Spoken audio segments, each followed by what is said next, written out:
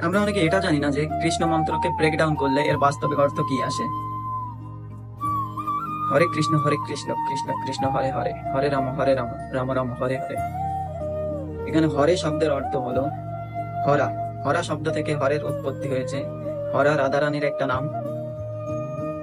আর কৃষ্ণ শব্দের অর্থ হলো পরশতি ইতি কৃষ্ণ।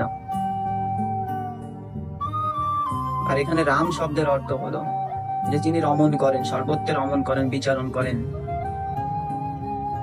যে এখানে প্রভু শ্রী রামকে বোঝানো হয়নি, আর সর্বত্র কৃষ্ণই রমণ করেন। তো এখানে রাম শব্দেও শ্রীকৃষ্ণকেই বোঝানো হয়েছে। তাই অনেক কৃষ্ণ ভক্তরা এভাবে এই জপটা করে থাকেন।